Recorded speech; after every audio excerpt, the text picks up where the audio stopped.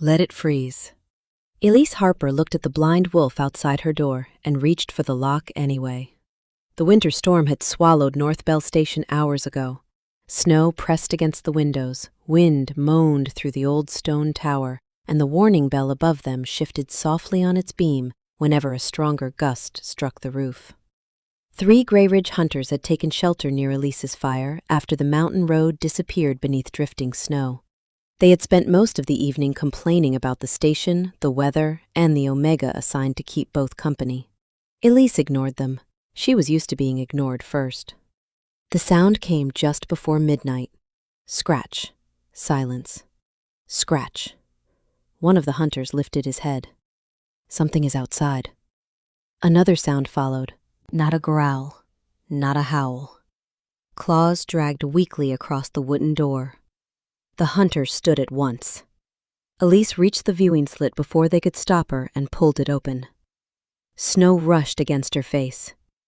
Beyond the narrow opening stood the largest black wolf she had ever seen. His coat was crusted with ice. His shoulders rose almost to the height of the latch. Even exhausted, he looked powerful enough to make every man behind her suddenly quiet. "Rogue," one hunter whispered. Elise almost agreed. Then the wolf moved. His head turned toward the hunter's voice, but his eyes did not follow. Pale silver covered them like frost over glass. Elise leaned closer. The wolf shifted toward the sound of her breathing. Not her face, not her hand. The sound. "He cannot see," she said. "Good," the oldest hunter replied. "Then he cannot hunt. Open that door and you will bring trouble inside." Elise watched the animal sway in the snow. He was not trying to force his way in. He was not baring his teeth. He had found the only light for miles and stopped beside it. That was all. "Let it freeze," the hunter said. The words settled harder than the cold. Elise knew what it meant to be placed somewhere nobody cared to visit. North Bell Station had been her home since Grey Ridge decided an Omega was good enough for a job everyone else considered useless. She knew what it felt like when people looked at a living thing and quietly decided it did not matter. The wolf lowered his head. His legs trembled. Elise closed the viewing slit. One hunter gave a satisfied grunt. Then Elise slid the iron bolt free. "Elise!" She opened the door. Wind exploded into the room. The hunters backed away as the black wolf stepped over the threshold. For one tense second, he stood surrounded by strangers, blind eyes fixed on nothing. His ears moved from voice to voice. His body tightened. Elise did not touch him. "The fire is to your left," she said softly, although she had no reason to believe he understood. The wolf turned toward her voice. He took one step, then another. He reached the hearth and sank onto the wooden floor, too exhausted to remain standing. "You are going to regret this," one hunter muttered. Maybe she would. Elise closed the door and locked out the storm. Then she carried an old blanket toward the hearth and stopped several feet away. The wolf's breathing was fast, uneven. She lowered herself to the floor instead of approaching. "No one is making you leave tonight," she said. The animal's ears turned toward her. Elise rested her hands in her lap and waited. Slowly his breathing changed, slower, deeper. The trembling stopped. Then the blind wolf turned his face toward the quiet rhythm of her heartbeat, as if among the wind, the strangers, and the endless dark, he had finally found the one sound he trusted. By morning, the storm had weakened to a steady fall of snow, and the 3 Grey Ridge hunters left as soon as the southern trail became visible again. None of them offered Elise help with the drifts around the station. None of them said goodbye to the wolf. One of them only paused at the door and looked back. "If that thing causes trouble, Grey Ridge will blame you." Elise closed the door after him. They usually do. The black wolf lifted his head from beside the hearth. In daylight, he looked even less like a helpless stray. He was enormous. His shoulders were broad beneath the thick black coat, and old pale lines disappeared beneath the fur along his side. His paws were larger than Elise's hands. Whatever had happened to him, weakness had not always been part of his life. His eyes were different. A cloudy silver film covered them, softening what might once have been a sharper gray. He tracked the room by sound instead. The crack of the fire, the scrape of Elise's boots, the small metal click when she opened the storage cabinet. Elise carried out a bowl of dried meat and set it several feet from him. The wolf did not move. She stepped closer, his ears flattened. Elise stopped immediately. "All right." She moved backward. "Your rules." She left the bowl near the hearth and climbed the narrow stairs to the records room. North Bell Station had been built long before Elise was born. Her father used to say the tower remembered more winters than Grey Ridge remembered names. Shelves covered one wall, filled with old bellkeeper ledgers, weather notes, route records, and maps of trails that most people no longer used. Her mother's medicinal field manual rested in a small wooden box beneath them. On the opposite wall hung a faded mountain map marked with old relay towers and narrow service paths. A maintenance door behind the lower shelf led to the drainage passage beneath the station, a route Elise had crawled through many times as a child when her father taught her how to inspect the foundation. People in Grey Ridge called all of it useless history. Elise did not. Her parents had kept travelers alive with those bells. After they died, Grey Ridge had given the station to her because no one important wanted it. She still remembered the Alpha's voice the day the decision was made. Even an Omega can ring a bell. He had meant it as an insult. Elise had turned it into a job. Every night since, she had lit the beacon. Every night, whether anyone thanked her or not. A faint sound came from downstairs. The bowl moved against the floor. Elise smiled before she could stop herself. When she returned, half the meat was gone. The wolf sat near the hearth, listening to her approach. "So we have reached an agreement?" His ears shifted toward her voice. Elise crouched at a careful distance. In the brighter light, she noticed something beneath the fur, high on the left side of his chest. A curved, pale mark, too clean to be random, too precise to look natural. She leaned slightly closer. The shape reminded her of a crescent moon, though she could not remember why it felt familiar. "What happened to you?" she whispered. The wolf stayed still. Elise raised her hand slowly, giving him time to hear the movement.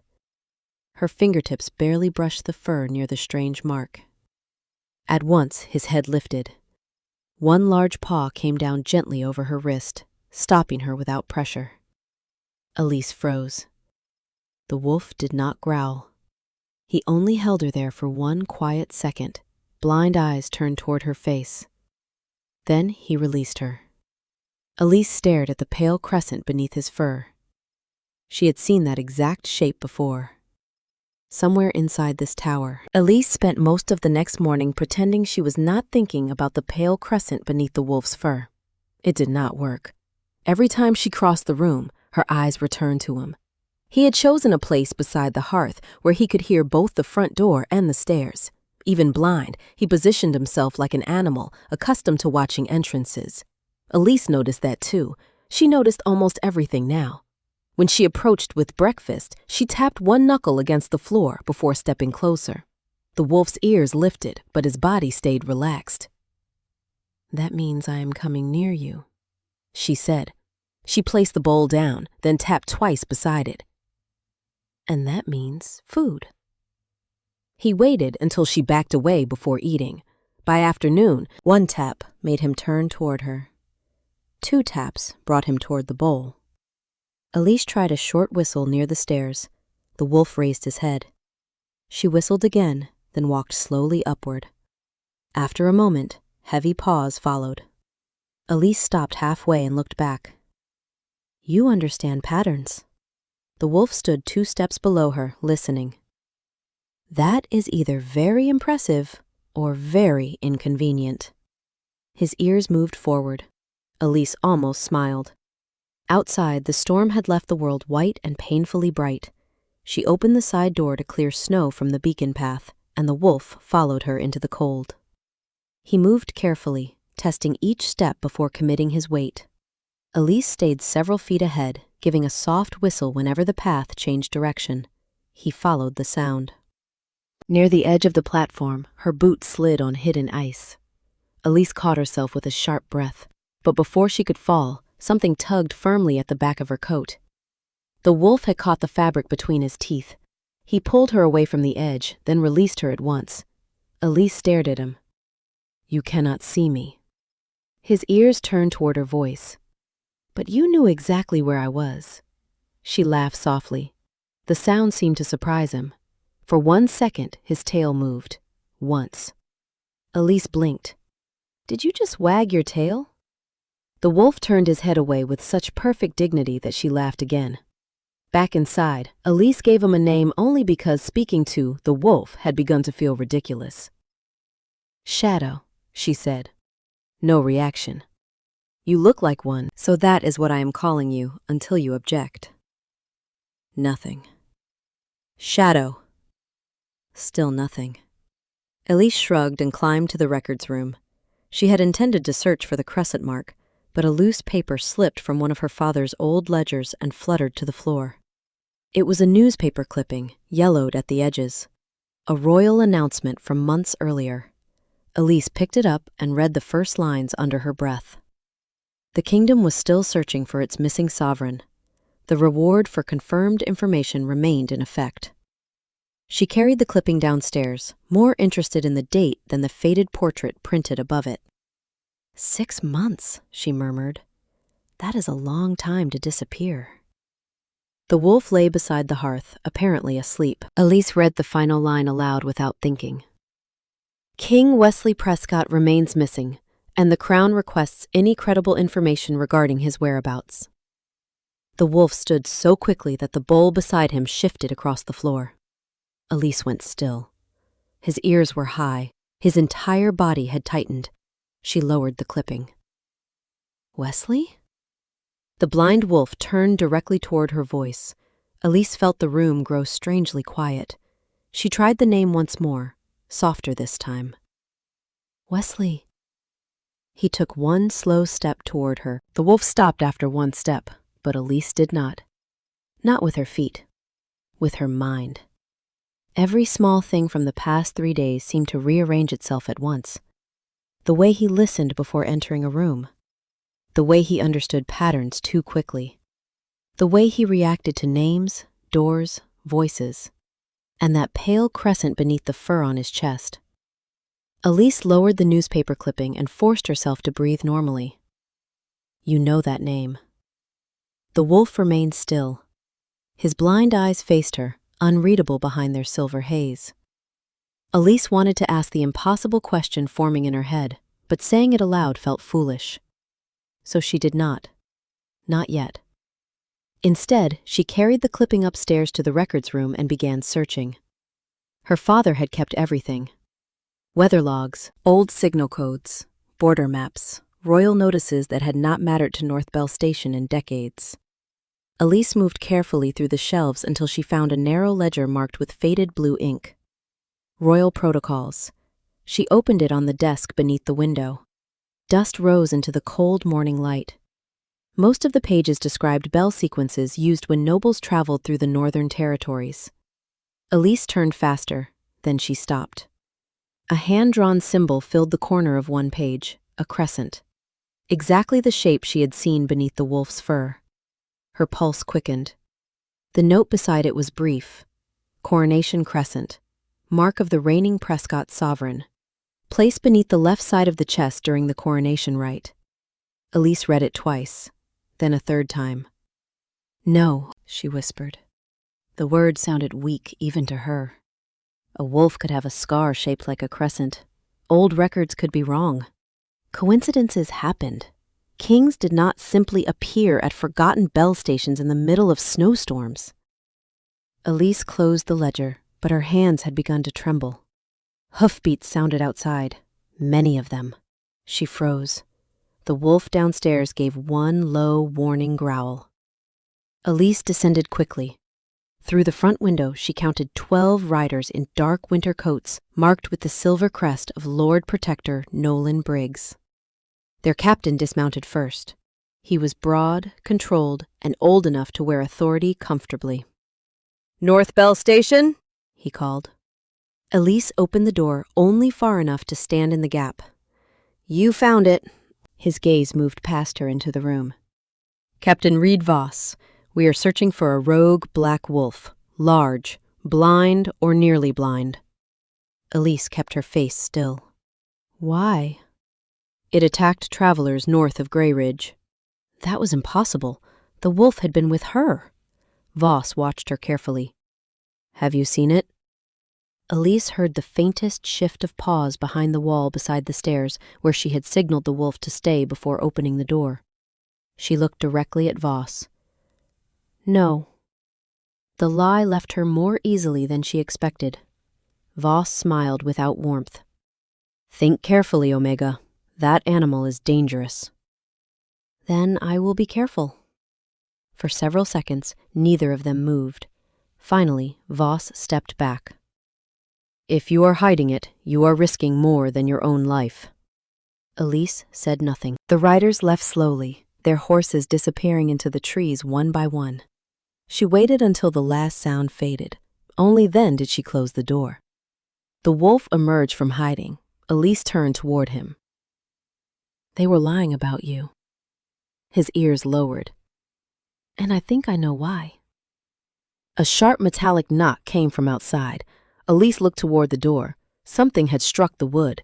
She opened it carefully and found an arrow buried in the outer frame. Its silver-gray tip carried a thin dust that glittered strangely in the snow. The wolf approached behind her, caught the scent, and stopped dead. Every muscle in his body went rigid. Then, for the first time since entering her home, he backed away from Elise in unmistakable fear. Elise did not touch the arrow again. The moment the wolf backed away from it, she understood that whatever coated the metal was not ordinary. She closed the door, wrapped a thick cloth around her hand, and carefully pulled the arrow from the frame. The wolf stayed near the hearth, but his breathing had changed. Faster, shallow. His ears remained fixed on the object in her hand. Elise carried it upstairs to the records room and placed it on the desk beside her mother's medicinal field manual. The book opened with a familiar stiffness. Her mother had filled the margins with practical notes about mountain sickness, infected cuts, frostbite, herbs, and poisons used against shifters. Elise turned page after page until a small gray drawing stopped her. Silver ash. The description beneath it made her stomach tighten. A rare alchemical compound, dangerous to werewolves, known to damage sight, balance, and control during shifting. Severe exposure could leave the senses permanently altered. Elise looked toward the stairs, the pale cloud over his eyes, the hesitation in every unfamiliar space, the way he relied on sound. None of it felt accidental anymore. She read the next line twice. Silver ash had once been restricted for use only under royal military authority. "So somebody did this to you," she whispered. The wolf did not move when she returned downstairs. Elise sat several feet from him, the manual resting across her knees. "You were not born blind." His ears shifted toward her voice. "Were you?" Silence. Elise looked at the crescent mark beneath the fur on his chest, then toward the old newspaper clipping still lying near the table. Her thoughts pushed against one another, each more impossible than the last. Before she could speak, a bell sounded faintly from the southern trail. Not the station bell, a messenger chime. Elise stepped outside long enough to retrieve a sealed notice from the small postbox fixed beside the lower path.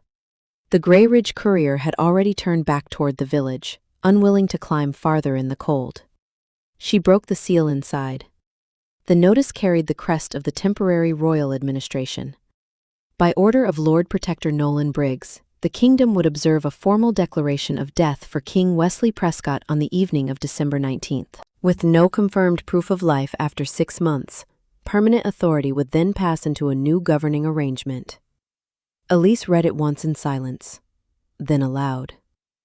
3 days. The wolf rose before she finished. His body went rigid. A low sound gathered in his chest. Not wild, not confused. Grief held tightly beneath anger. Elise lowered the paper. "You understand every word I am saying." He turned toward her. She thought about opening the door, about telling him to leave before Captain Voss returned. Maybe that was the safest choice. She walked to the entrance and pulled it open.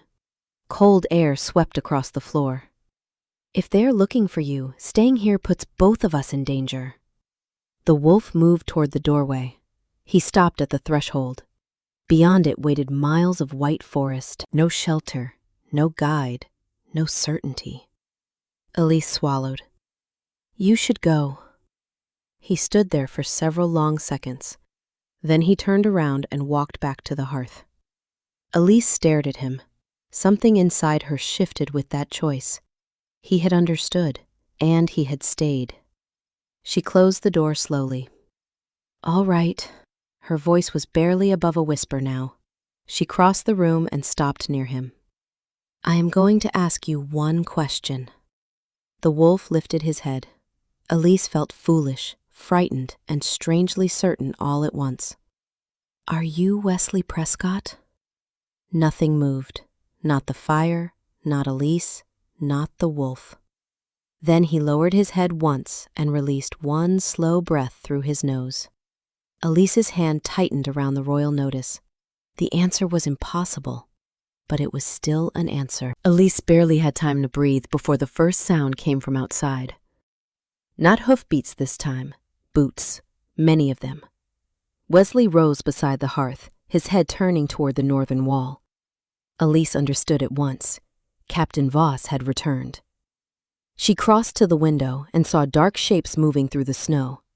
No lanterns, no shouted warning. This was not another search. A sharp smell reached her a moment later. Smoke. Elise stepped back from the glass. They are not here to question us. Wesley moved toward the door, but Elise caught the fur at his shoulder and tapped once. Stop. He obeyed. That frightened her more than the men outside. He trusted her now. She could not waste that. The old maintenance passage.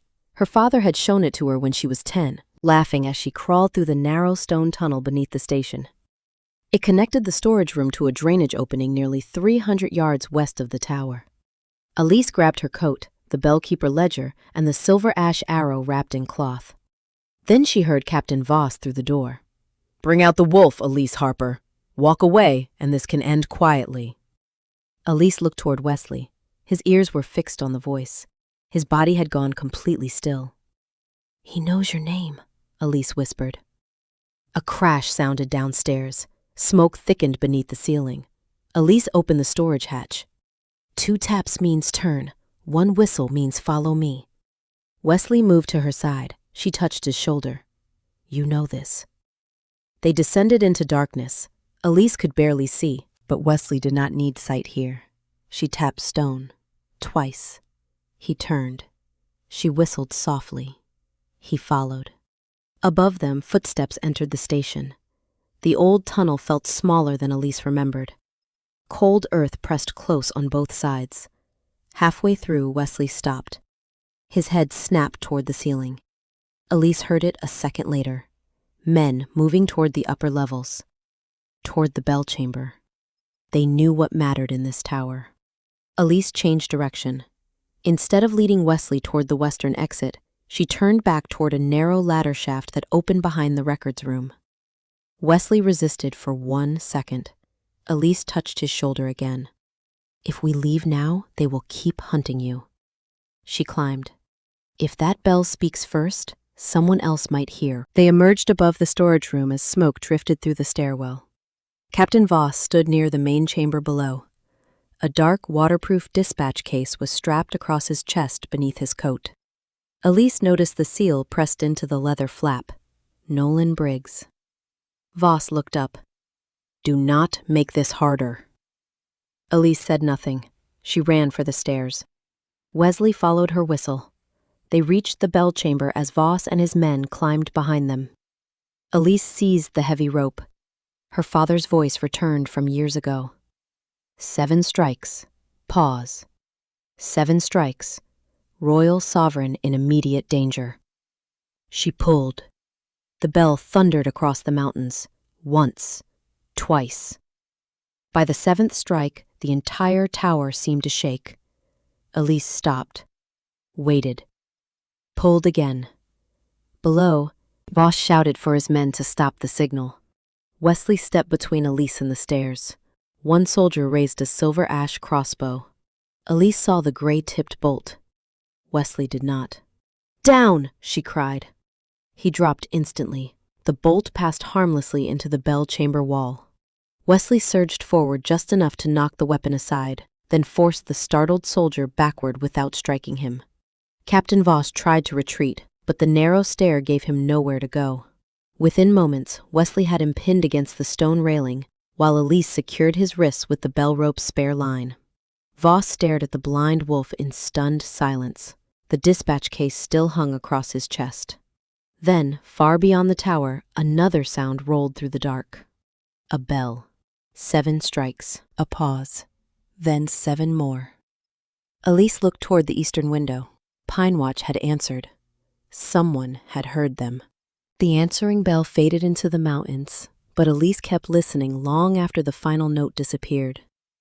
For the first time since Captain Voss arrived, hope felt possible. Thin, fragile, but real. Dawn came slowly over North Bell Station. Smoke still clung to the lower room, though the fire had been contained before it could spread beyond the damaged stairwell. Captain Voss sat under guard near the hearth, his wrists secured. His men had surrendered once Pine Watch answered the royal distress signal. Elise had taken the waterproof dispatch case from his coat and placed it on the table beside the wrapped silver ash arrow. She did not open it. Not yet. Hoofbeats reached the station just after sunrise. Wesley lifted his head immediately. Elise moved to the window. 3 riders approached from the east. No royal banners, no polished armor, only dark winter clothing and tired horses. The man in front dismounted before the others had fully stopped. He was broad-shouldered, weathered, and moving with the urgency of someone who had been waiting far too long for one impossible piece of news. He stepped through the damaged doorway and saw the black wolf beside Elise. Everything in his face changed. His eyes dropped to the pale crescent beneath Wesley's chest fur. The man slowly went down on one knee. "Your Majesty." Elise forgot how to breathe. Wesley stood perfectly still. The stranger raised his head. Miles Kessler, former commander of the King's personal guard. Captain Voss looked away. That small reaction told Elise almost as much as the name. Miles crossed the room carefully, stopping several feet from Wesley. "I thought I had failed you." Wesley released one quiet breath. Miles closed his eyes for a moment, then looked toward Elise. "You kept him alive." "He kept himself alive," Elise said. "I opened a door." Miles glanced at the ruined station. "Sometimes that is the difference." The full truth came slowly. 6 months earlier, Wesley had discovered that Nolan Briggs was secretly diverting royal grain, weapons, and money into private forces loyal to him. Before Wesley could bring the evidence before the council, Nolan arranged an ambush during a border inspection. Silver ash had been used to damage Wesley's senses and prevent a clean shift. Most of his escort never returned. Miles survived after being thrown into a ravine and was later blamed for abandoning the king. By the time he reached the capital, Nolan controlled the official story. "I have been searching the Northern Territories ever since," Miles said. 2 weeks ago, Nolan suddenly moved men toward these mountains. I followed them. Elise looked at Voss, then at the sealed dispatch case. The pieces were no longer scattered. They were beginning to form a shape. Wesley stepped away from the hearth. His body trembled once. Elise heard the change before she understood it. Breath. Movement.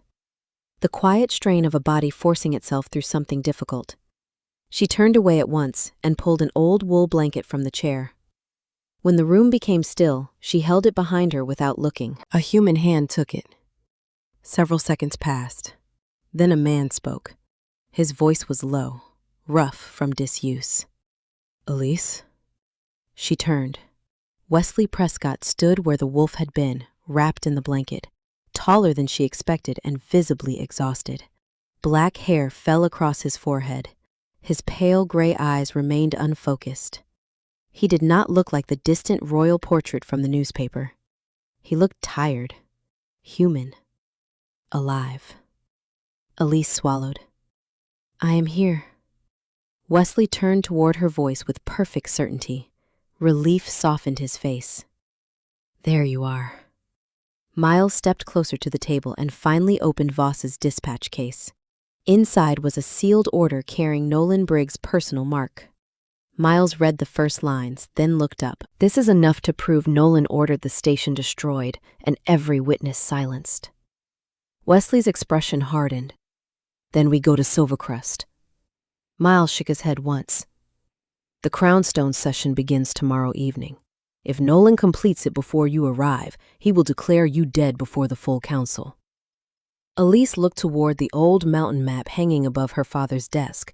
The main road was too exposed, but the forgotten bellkeeper routes were still there, 42 miles through the mountains. She met Wesley's unfocused gaze. Then we do not take the road. They left North Bell Station before the sun had fully cleared the ridge. Elise rode at the front because the old bellkeeper route belonged to memory more than maps. Her father had taught her every turn when she was a child. A narrow pine pass, a frozen creek, a stone marker shaped like a broken tooth. Paths the kingdom had forgotten because faster roads had replaced them. Now forgotten was exactly what they needed. Wesley rode behind her with Miles close beside him. His sight had not improved, but his hearing was sharp enough to follow Elise whenever the trail narrowed. At every difficult turn, she gave the same quiet signal she had used when he was a wolf. One whistle. Follow. 2 taps against the saddle. Turn. A hand briefly touching his sleeve. Stop. Wesley never questioned her. By nightfall on December 18th, they had covered nearly half the 42 miles to Silvercrest. They rested only long enough for the horses to recover, then moved again before dawn. Elise was exhausted by the following afternoon, but the distant towers of the capital finally appeared through the winter haze. Silvercrest looked impossibly large after years at North Bell Station. Bells rang across the city as they approached, not warning bells, ceremony bells. Miles looked toward the western sky. We are almost out of time. They entered through an old service gate connected to the Bellkeeper Road and reached the Royal Citadel near dusk. Inside the throne hall, Lord Protector Nolan Briggs stood before the council beside the ancient crown stone. Nobles filled the chamber. Pack leaders watched from both sides. Nolan raised one hand. After 6 months without proof of life, King Wesley Prescott shall now be recognized as deceased. The great doors opened behind him. Every voice stopped. Wesley entered with one hand resting lightly against Elise's arm. Miles followed, carrying Captain Voss's sealed dispatch case. Nolan's face changed for only a second, then the calm returned. An impressive performance, he said, but a blind stranger walking into this hall does not make him a king. Wesley stopped in the center of the chamber. You always did mistake silence for absence, Nolan. A murmur moved through the council.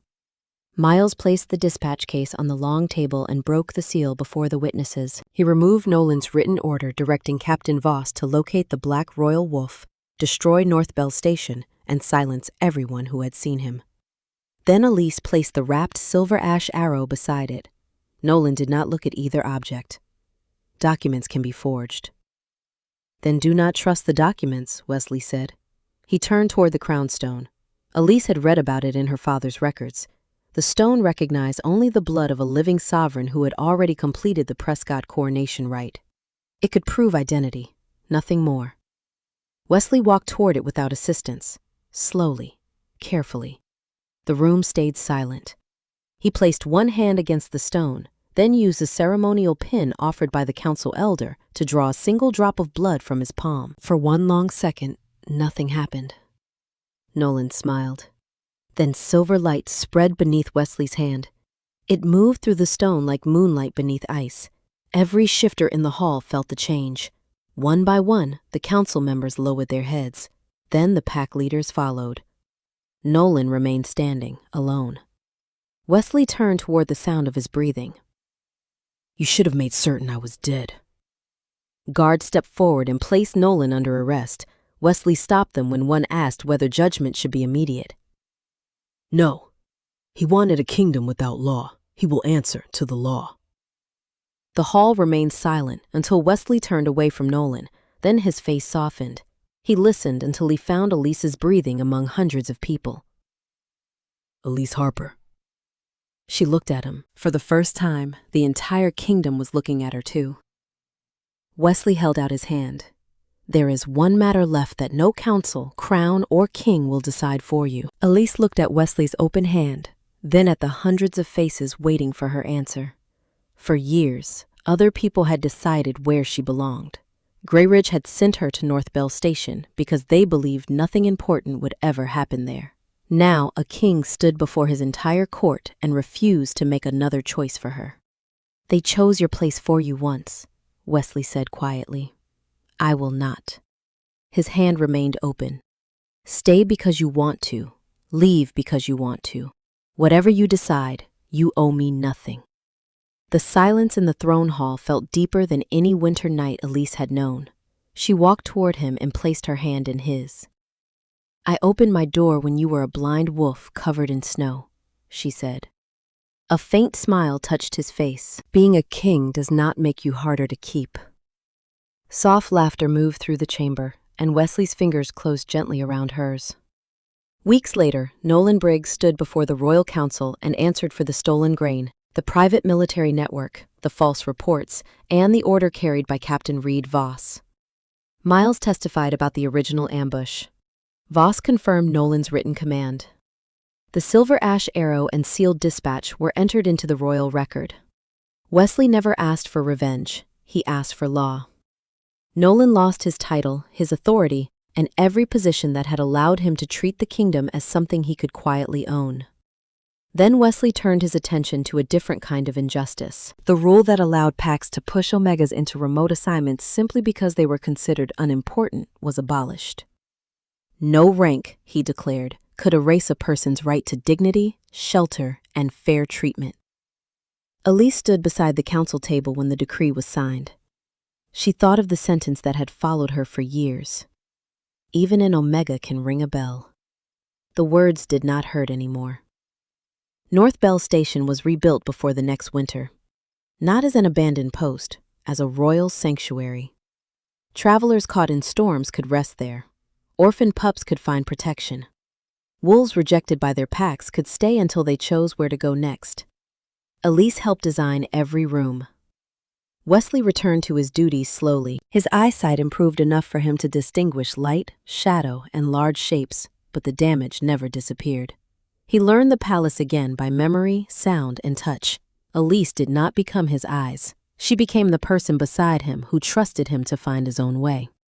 Months after his return, when the crisis had become history and gratitude had had time to become something quieter, Wesley asked Elise whether she wanted to complete the mate bond. He asked in private, no counsel, no audience, no expectation. Elise said yes because the answer belonged to her. The following winter, they returned to North Bell Sanctuary during the first heavy snow.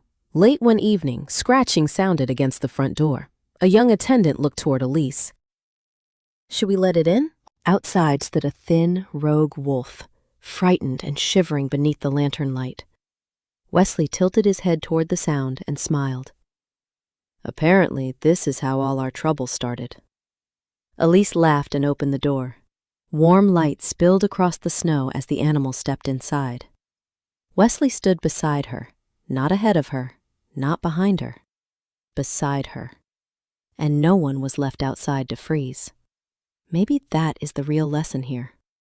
Strength is not always the loudest voice in the room. Sometimes it is simply the person who opens the door when everyone else walks away. If you agree, tell me what choice mattered most to you, and subscribe for more stories where kindness changes everything.